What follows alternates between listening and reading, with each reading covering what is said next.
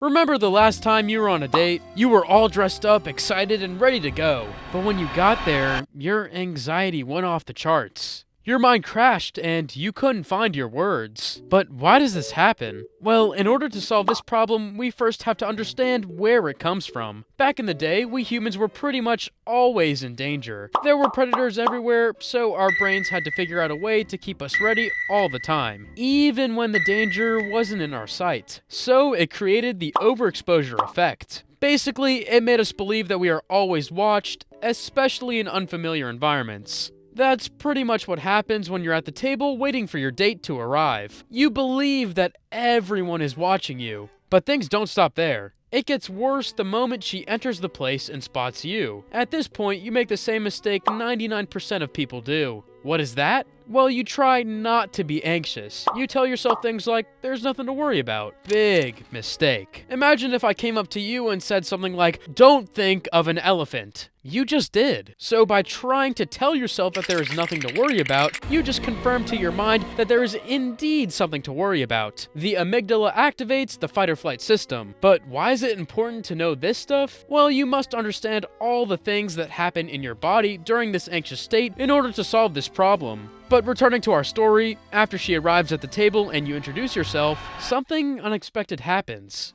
Even though she's smiling, you get the feeling that she doesn't like you. But how? I mean, you've just met her. Well, your brain tricks you. More specifically, the mirror neurons from your brain trick you. You see, these neurons usually help you understand other people's feelings, but when your fight or flight system is activated, they are looking for one specific thing: hostility. So at this point, every sign of hostility will block your ability to have a friendly interaction with her. Now, there's a way you can prevent this effect by using something called the reset ground. Basically, you have to do something that will shortly take your mind away from the situation you are in. The most common thing you can do is take a sip of water. Some people even carry small objects to play with in order to keep them calm. But the hostility search of your mirror neurons is only one of the things that happens after the fight or flight system is activated. At the same time, your heartbeat and your breath frequency will increase. Although a lot of blood is pumped through your body, most of it is transferred to the muscles. Why is this bad? Because that leaves less blood for your brain, at least the part of the brain that would have helped you. You see, there are actually three parts of your brain: the reptilian brain, which operates survival instincts, the limbic system, which operates emotions, and the neocortex, which operates logic. Unfortunately, this is the first one that is drained out of blood. Not entirely, but enough to slow down its function and put you into something called the cerebral glitch. Basically, you get a hell of a brain fog and you lose your ability to have a normal conversation with her. So what can you do to fix this situation? Well, first you can prevent the heartbeat and breath frequency increase by using the 4-7-8 breathing technique. Basically, you have to inhale for 4 seconds, hold for 7 seconds, and then exhale for 8 seconds. This will slow down your cardiorespiratory system. Unfortunately, you can't use this technique all the time, especially if you are actively involved in the conversation. So what can you do? Well, in my research, I've found out that some anxious people have a few lines and questions prepared for any situation in order to avoid the awkward silence. Since you are at a restaurant, you could use something like this. If you were on death row, what would your last meal be? Pretty smart, but it is only a temporary solution. The good part is that your body won't just let you stay in this anxious mode forever, otherwise it would damage your health. So it will automatically calm you down. But how? Let's say it's the middle of the conversation and you say a joke, but then you loudly laugh at your own joke.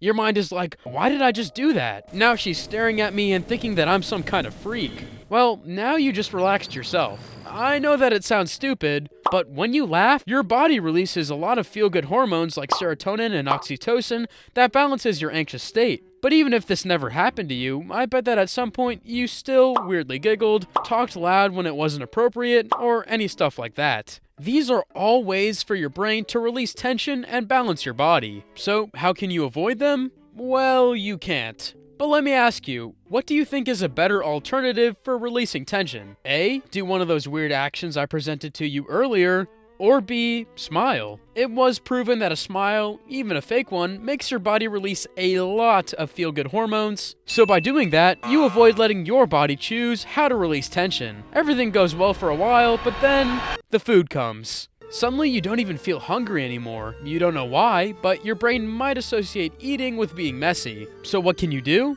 Take smaller bites and pause between them in order to keep the conversation going. Also, from my personal experience, don't order a burger and always chew with your mouth closed. After you finish the food, you'll actually calm down for a bit because your stomach will release a bunch of serotonin. Yet, the anxiety can't be fully stopped. Your stress level will continue to decrease and increase, and that's totally normal. But eventually the date will come to an end, you'll get home and feel really tired. All those emotions exhausted you. You may have experienced good moments, but you also experienced bad ones, and your brain loves to remember the bad ones. Then it starts doing some math. Going out equals being anxious, stressed, and getting tired. Bad idea. It's better for you to just chill at home. So the brain creates something called fear pathways. Basically, some neuronal roots from your brain related to social anxiety will become stronger and stronger, making your anxiety grow over time. But what could you possibly do to stop this process? Use the solution discovered by Charles Darwin, the evolutionary theory guy. Growing up, Darwin was part of a wealthy family, so many people said that he had a pretty good life. Yet he struggled a lot with anxiety. But everything changed when he left his old life as a future medic and joined an expedition boat in order to follow his dream and become a naturalist. When he came back, he was totally unrecognizable.